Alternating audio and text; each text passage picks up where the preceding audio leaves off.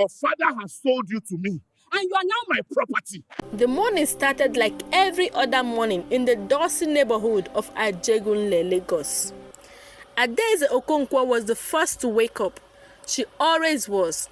At 17, she had the quiet strength of someone who had learned to carry the world before she had learned to complain about it. She pushed aside the faded curtain that separated her corner of the room from her younger siblings. And for a moment, she just stood there, watching them sleep. Ada smiled, but it was a sad smile, the kind that knows something the rest of the world doesn't. She tiptoed outside to the backyard where the tap hadn't run water in 3 weeks. There was a blue plastic bucket she had filled the night before from the community borehole half a kilometer away. She dipped her hand in, splashed her face, and let the cold water wake her up properly. Then she began to boil the few pieces of yam that were left from yesterday. Her mother, Ifeoma, would be awake soon, and if the yam wasn't ready, there would be trouble. Not the kind of shouting, the silent kind, the kind where her mother would look at her with eyes that said, "I am tired. I am so tired of this life." And that was worse than any slap. By 6:30, the yam was soft, and Adaeze had made a small stew from palm oil, crayfish, and one tiny onion. She arranged the food on the chipped plastic plate and called her siblings. Her father, Mr. Okonkwo, emerged from the room they shared with the children. He was a teen man, not because he wanted to be, but because life had wrung him dry like a piece of cloth. He used to be a driver for a government official before the official lost his position in a political purge. Now he did nothing, or rather he tried to do something. Repair radios, sell recharge cards, run errands, but nothing ever stuck.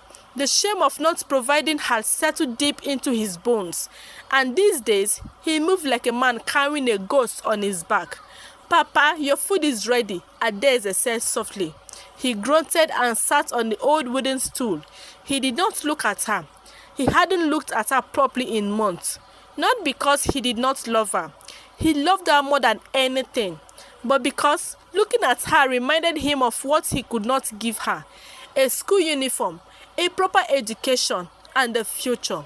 Adaeze had stopped going to school 2 years ago. She was in SS2 then, the best student in her class, the one the teacher said would go to university and become a lawyer. But the fees became too much. First, they said pay half, then pay something. Then the principal sent her home with a letter that said, "Dear parents, your daughter cannot continue classes until outstanding fees are cleared." That letter still sat under her mother's mattress. Adaeze had seen it there. She knew her mother kept it like a scar.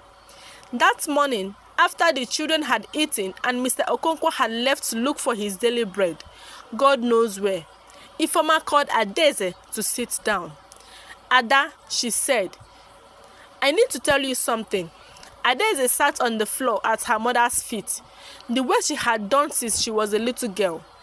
Ifeoma's hands were rough from washing clothes for the neighbors, from selling vegetables at the roadside market, where the sun burned her skin and the rain soaked her bones. She was still a beautiful woman, but life had carved deep lines into her face. "Mama, what is it?" Ifeoma took a deep breath. "There is a man," Ifeoma said slowly, like she was testing each word before letting it leave her mouth. "A rich man, Chief Godfrey Odili." Adaeze's heart did something strange. It didn't skip a beat. No, it was worse than that. It seemed to stop completely, then restart with a heavy thud that she felt in her throat. "Mama, what man?" "He is a businessman. He owns properties in Lekki, in Victoria Island, even in Abuja. He is looking for a wife." The word hung in the air between them. "Wife? Mama, but I'm just 17. "I know, my daughter," Ifeoma's voice cracked. "You think I don't know? You think I don't see you? You are a child, Ada. But what am I supposed to do? Your father cannot feed us. Chibuzo had not had milk in 3 months. Ngozi's uniform is torn, and I cannot buy another one. The landlord said if we don't pay by the end of this month, he will kick us out. Ada, where we will go? To the church or to the street? Adeze felt the tears coming, hot and unwanted. She blinked them back. She had learned to do that. Crying was a luxury poor people couldn't afford. It wasted water. It wasted salt. It wasted time. But Mama, who is this man? She asked again, her voice smaller now. Ifeoma reached into her wrapper and pulled out a folded photograph. Adeze took it with trembling fingers. The man in the photograph was not young. He looked maybe 50 to 55. He had large stomach that strained against his agbada, and his face was round and smooth, like someone who had never known hunger. He wore sunglasses in the picture, even though he was indoors. He was smiling, but it was the kind of smile that didn't reach his eyes. Adeze had seen that smile before, on the faces of men who were used to getting whatever they wanted. He has seen your picture, Ifeoma said quietly, from the church directory. He came to Holy Cross last Sunday. He asked about you. He asked about me? Adeze's voice rose. Mama, I don't even know this man. He had never spoken to me. He had never seen me. How can he ask about me like that? Am I something to buy? The word buy landed like a stone. Ifeoma flinched. It is not like that, Ada. He is a respectable man. He will take care of you. He will pay your bride price. He will give us something to help the family. To help the family? Adeze stood up now. Her legs were shaking. So you want to sell me to help the family? Don't say sell, Ifeoma's voice rose, then fell. She looked around as if afraid that neighbor had heard. Don't say that, Ada. This is our culture. He will marry you properly. There will be a ceremony. You will live in his house. You will not suffer again. You will not wake up by 5 a.m. to boil yam that is not enough for everyone. You will not wear the same 2 wrappers every week. You will have a life, Ada, a real life. Adeze looked down at her hand. They were the hands of someone who had worked since childhood. Cracked knuckles, small scars from knife cuts, nails that were clean but short and plain. But Mama, please, can I pray about this? Adeze whispered. Ifeoma nodded, but they both knew that prayer would not change anything. 3 days later, Chief Godfrey Odili came to the Okonkwo's home. He arrived in a black Mercedes-Benz with tinted windows and a driver who wore a proper uniform. The car parked outside the Okonkwo Zinc gate, and the whole neighborhood stopped to watch. Children gathered like flies. Women came out of their kitchens with spoons in their hands. Even the Okada riders killed their engines just to see. Chief Odili stepped out of his car slowly, like a king descending from a throne. He was wearing an agbada, so fine it must have cost a teacher's salary for 3 months. He had a gold ring on each finger and a walking stick made of some dark expensive wood that he didn't really need to lean on. He used it to point, to gesture, to remind everyone that he was the kind of man who could afford to carry a stick he didn't need. Mr. Okonkwo had put on his best shirt, the one with only one missing button, and he stood at the door, trying to stand straight, trying to look like a man who had something to offer in return for this marriage. But everyone could see the truth. He was a beggar dressed in a borrowed shirt, and the man walking towards him held all the cards. Adeze watched from the window. She had put on her best blouse, white with small flower faded from too many washes. Her hair was plaited simply, no beads, no attachment. She had no makeup because she had never owned any. But even without all of those, she was so beautiful. Chief Odili sat on the best chair in the house, the one with velvet cushions that had been repaired twice. He accepted the glass of small coke that Ifeoma offered, even though he probably drank champagne at home. He smiled. He asked about the family. He asked about Adeze's hobbies, her interests, her dreams. And when Adeze said, "I wanted to be a lawyer," he laughed. A big, booming laugh that filled the small room. A lawyer? He said, looking at Mr. Okonkwo. Your daughter has ambition. I like that. Don't worry, my dear. In my house, you will have time for all of those things. Books, studies, whatever you want. Adeze looked at him. She wanted to say, but I don't want to be in your house. She wanted to say, I want to be in a classroom with a blackboard and chalk, learning about constitution and human rights. She wanted to say, I want to be a person and not a possession. But her father was looking at her with eyes that said, please. And her mother was looking at the floor. And the baby Ifeanyi was crying in the corner because there was no milk. And Ngozi's torn uniform was hanging on the line outside. And Chibuzo had started stealing mangoes from the neighbor's tree because he was hungry. So Adeze smiled. It was the first time she smiled at Chief Odili, and she saw something flicker in his eyes. Hunger, not the kind her family knew, a different kind, darker. Thank you, Chief, she said softly. I will be a good wife. The wedding was 3 months later, and it was the most extravagant thing Ajegunle had ever seen. Chief Odili did not do small. He hired a planner. He booked the biggest hall on the island and the one with crystal chalenders and air conditioners so cold the guests shivered in their lace and agbadas. There were 5 different kinds of food: jollof, fried, coconut, white, and even a foreign one that nobody could pronounce. There was meat, goat, chicken, beef, and something that looked like turkey but was probably more expensive. Adeze wore a gown that was so heavy that she could barely walk. It was white, pure white, with pearls sewn into the bodice and a train that stretched 3 meters behind her. Her hair was done in a complex style with gold pins and tiny flowers. Her makeup was flawless, eyelashes that touched her eyebrows. When she walked down the aisle, people gasped. Even Pastor paused for a moment. But Adeze was not smiling. Chief Odili stood at the altar in a white agbada. He looked at her approaching, and his eyes moved slowly from her face down to her waist and then back up. It was not the look of a man seeing his bride. It was the look of a man appraising a purchase. Her father gave her away. His hands were trembling when he placed her hands into Chief Odili's hands. The reception was loud. The music was loud. The prayer were loud. Everyone ate and drank and danced and laughed. Only Adeze's father sat quietly in the corner, noting a glass of something strong, watching his daughter smile for photographs. He knew. Maybe not exactly what he knew, but he knew something was wrong. A father always knows. The mansion was in Lekki Phase 1, behind gates that required 3 different securities. The compound was so large that Adeze got lost on her first day trying to find the kitchen. There was a swimming pool that sparkled blue. Chief Odili showed her to her room. Her room, not their room, just hers. You will sleep here, he said, opening a door to a bedroom that was bigger than the entire Okonkwo's home. I have my own quarter. I will visit you when I need you.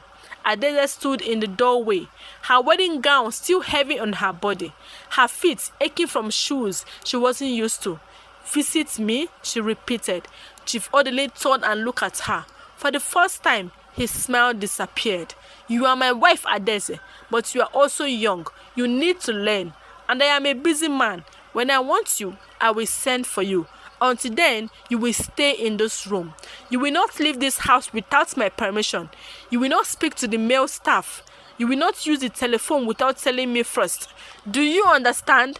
Adeze felt the walls closing in. She had expected many things from marriage. Loneliness, maybe, or boredom, or the slow sadness of being with someone she didn't love. But she had not expected a prison. I understand, she whispered. The first month was not terrible. Chief Odili was gone most of the time. Business trips, meetings, something about oil and gas and contracts. Adeze spent her days walking around the mansion, learning where everything was, watching the staff work.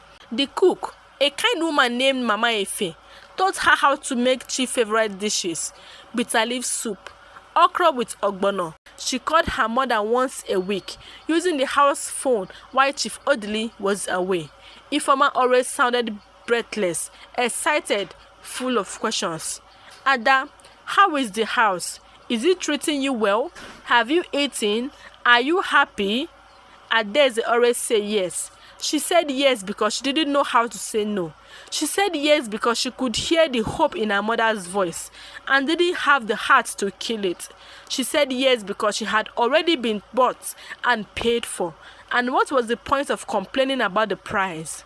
But these yeses became harder to say after the second month. That was when Chief Odili started to visit her room at night.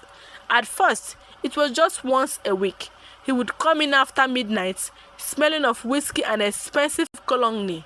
He wouldn't speak much. He would turn off lights and do what husbands do. And then he would leave. Adeze learned to lie still, to breathe through her mouth, to think of other things. But then it became twice a week, then 3 times, and then he started to talk. You don't move enough, he said one night, his voice flat. You lie there like a dead fish. What kind of wife are you? Adeze didn't answer. She had learned that answering only made things worse. I said, what kind of wife are you? His voice rose. He grabbed her arm and squeezed hard. She whimpered. I'm sorry, Chief. Sorry, he laughed. But there was no humor in it. Sorry does not keep a man happy. You need to learn. You need to try harder. The next morning, there was bruises on her arm, purple and yellow, shaped like fingers. She wore long sleeve even though it was hot. Mama Efe noticed but said nothing. The staff had learned long ago that chief business was not their business. By the 4th month, the bruises had multiplied. They appeared on her arms, her thighs, her back. Some were small, like coin-sized circle. Others were large and angry, spreading across her skin like storm cloud. She learned to hide them. She learned to move carefully. One afternoon, while Chief Odili was away, Adeze found the telephone and called her mother. Her hand was shaking so badly that she could barely dial the number. Mama, she said, her voice cracking. Ada, my daughter, how are you? Adeze opened her mouth to say the words she had been holding for months. Your father got a job. Can you believe it? A security job at a bank. The money is small, but it is something. And Chibuzo is going back to school. The chief paid his fees. He paid for Ngozi's uniform too. And baby Ifeanyi, he sent money for milk. Good milk from the pharmacy. Ada, God has blessed us through you. You are our savior. Adeze closed her eyes. The tears came anyway. Mama, she whispered. Yes, my daughter. She wanted to say, Mama, I am dying here. But she could hear the joy in her mother's voice, the relief, the gratitude. And she knew with a certainty that broke her heart, that if she told the truth, her mother would have to choose between her daughter's pain and her family's survival. And that was not a choice any mother would have to make. Nothing, Mama, Adeze said. I just wanted to hear your voice. Ah, my daughter, you are a good girl. The chief is lucky to have you. We are all lucky. God bless you, Ada. God bless your marriage. The line went dead. Adeze sat on the floor of the room that was her prison, surrounded by silk curtain and marble floors and furniture that cost more than her father would earn in lifetime. And she cried, not the quiet, dignified tears she had learned to cry at night. These were loud, ugly sobs that tore through her chest and left her gasping for air. She cried until her eyes were swollen and her throat was raw and there was no tears left. Then she stood up, washed her face, and put on a long-sleeved dress. The chief was coming home tonight. The abuse escalated slowly, like water coming to a boil. You don't notice it at first. Then one day, you realize you are burning. By the 6th month, Chief Odili had stopped pretending to be a husband. He was a master, and Adeze was a slave. He controlled everything. What she ate, what she wore, when she slept, when she woke. He had taken away her phone privileges entirely after he found her crying in the living room one afternoon. You are embarrassing me, he had said, slapping her so hard that tasted blood. My wife doesn't cry. My wife smiles. Do you understand? Yes, Chief. Yes, Chief. He smiled then, but it was the same smile from the photograph, the one that didn't reach his eyes. Good girl. Now go and fix your face. You have guests coming tonight.